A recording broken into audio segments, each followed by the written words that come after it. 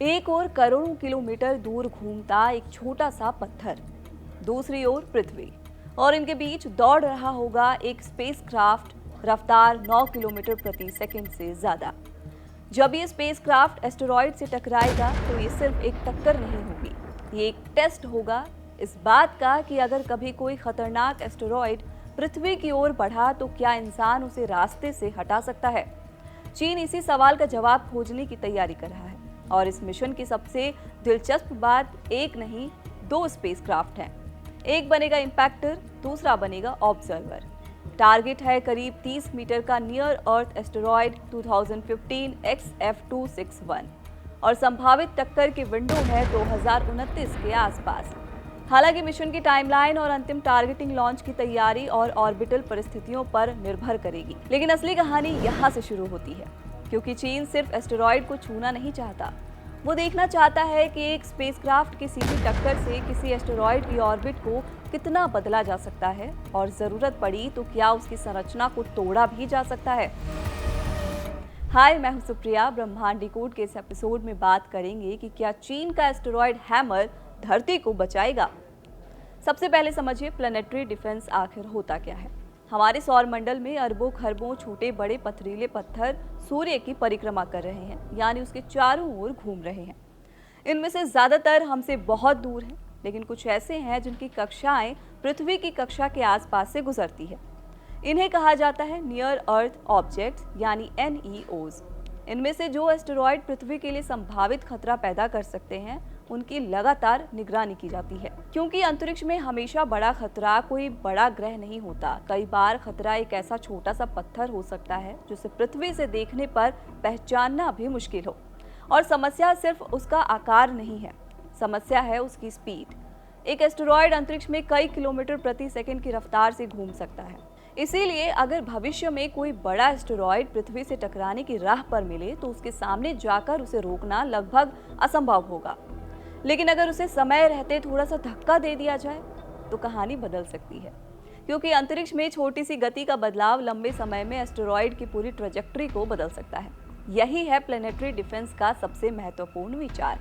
Asteroid को आखिरी second में रोकना नहीं है, उसे बहुत पहले थोड़ा सा रास्ते से हटा देना है। अब पूरे मामले में एंट्री होती है चीन की। चीन का प्रस्तावित मिशन इसी काइनेटिक इंपैक्ट टेक्नोलॉजी को टेस्ट करने जा रहा है।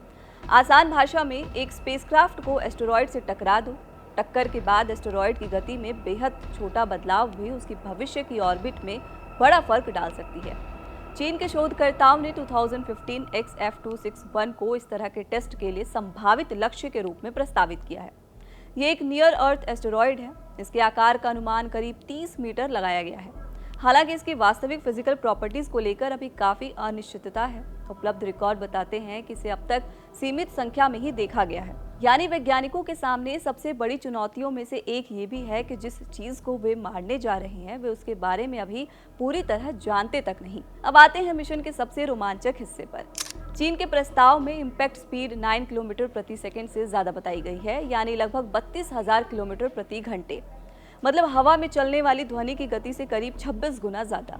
इसीलिए अंतरिक्ष में एक स्पेसक्राफ्ट भले ही बहुत बड़ा ना हो, हजारों किलोमीटर प्रति घंटे की रफ्तार से किसी एस्टेरॉयड से टकराए तो उसके सरफेस पर जबरदस्त प्रभाव पैदा कर सकता है। लेकिन नासा पहले ही कर चुका है ये काम। साल था 2022, नासा ने लॉन्च किया था DART, यानी कि double asteroid redirection test. DART का मकसद ये साबित करना था कि इंसान किसी सेलेस्टियल बॉडी की मोशन को स्पेसक्राफ्ट से टकराकर बदल सकता है। 26 सितंबर 2022 को डार्ट स्पेसक्राफ्ट ने डाइमॉर्फोस नाम के छोटे एस्टेरॉयड मूनलेट से टक्कर मारी और मिशन कामयाब रहा। डाइमॉर्फोस की ऑर्बिटल पीरियड में बदलाव देखा गया, यानी पहली बार इंसानों ने जानबूझकर किसी एस्टेरॉयड सिस्टम की ऑर्बिटल मोशन को काइनेटिक इंपैक्ट से बदल दिया। ये प्लैनेटरी डिफेंस के इतिहास में बड़ा माइलस्टोन था। लेकिन चीन का प्रस्तावित टेस्ट एक महत्वपूर्ण मायने में अलग है। चीन सिर्फ एक स्पेसक्राफ्ट नहीं भेजना चाहता। प्लान के मुताबिक 2 स्पेसक्राफ्ट होंगे। पहला होगा इंपैक्टर। इसका काम सीधा है, एस्टेरॉयड तक पहुंचना, उसकी ट्रैजेक्टरी को कैलकुलेट करना और फिर सीधी टक्कर। दूसरा होगा ऑब्जर्वर और इसका काम शायद उतना ही महत्वपूर्ण है। ऑब्जर्वर स्पेसक्राफ्ट टक्कर से पहले एस्टेरॉयड को देखेगा, उसकी सरफेस की तस्वीरें लेगा, उसकी शेप और रोटेशन को समझेगा, फिर इम्पैक्ट के समय होने वाली घटना को ऑब्जर्व करेगा और टक्कर के बाद मलबे का क्लाउड कैसा बना, सरफेस में क्या बदलाव आया, एस्टेरॉयड की ट्रेजेक्ट्री कितनी बदली, क्या उसकी रोटेशन बदली, क्या एस्टेरॉयड टूट गया।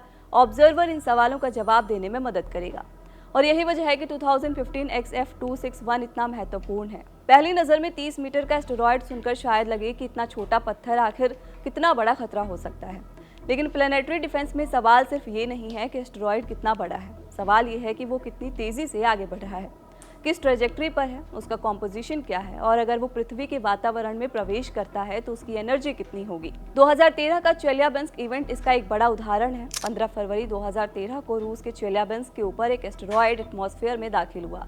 वो बड़ा एस्टेरॉयड नहीं था, लेकिन एटमॉस्फेयर में टूटते समय उसके एक्सप्लोजन से इतनी शक्तिशाली शॉकवेव बनी कि हजारों इमारतों को नुकसान पहुंचा और 1500 से ज्यादा लोग घायल हो गए। ज्यादातर चोटें टूटे हुए कांच की वजह से हुई थी। हालांकि चीन का मिशन आसान नहीं है। सबसे बड़ी समस्या है टारगेटिंग। अंतरिक्ष में कोई एस्टेरॉयड सड़क पर खड़ी कार नहीं है कि स्पेसक्राफ्ट उसकी तरफ मोड़ा और काम खत्म। ये लाखों किलोमीटर दूर घूमता हुआ एक छोटा सा टारगेट है और टारगेट खुद भी हजारों किलोमीटर प्रति घंटे की रफ्तार से चल रहा है।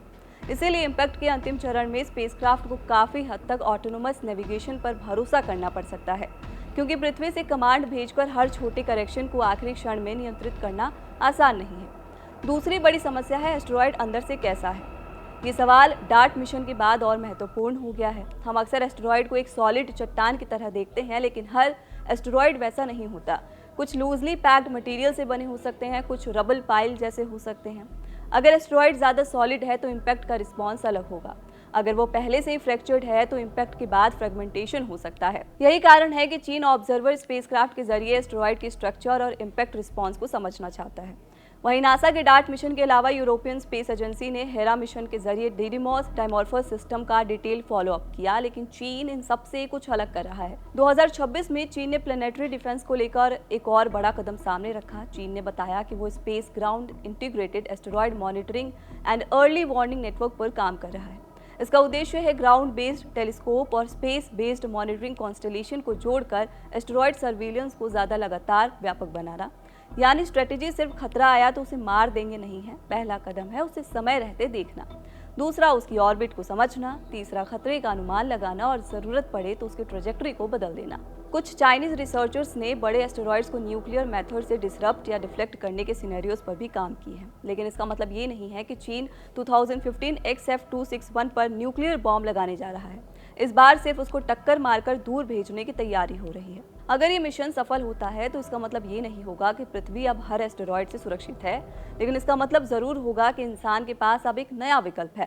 पहले पता लगाओ, फिर ट्रेजेक्ट्री समझो, फिर सही समय पर एक छोटा सा धक्का दे दो। क्योंकि एस्टेरॉयड को रोकने के लिए शायद हमें उसे नष्ट करने की ज़रूरत नहीं पड़ेगी, हमें बस उसे पृथ्वी से थोड़ा सा दूर करना होगा। और शायद यही आने वाले दशकों की सबसे महत्वपूर्ण स्पेस टेक्नोलॉजी होगी। क्योंकि डायनासोर के पास कोई विकल्प नहीं था, हमारे पास कम से कम एक मौका है खतरे को आने से पहले पहचानने का और अगर ज़रूरत पड़े तो उसे रास्ते से हटाने का। फिलहाल ब्रह्मांड डिकोड की इस एपिसोड में इतना ही। आपको ये खबर कैसी लगी कमेंट बॉक्स में ज़रूर बताइए। मैं हूँ सुप्रिया, कैमरे के पीछे हमारे साथ विमल। देखते रहिए कड़क।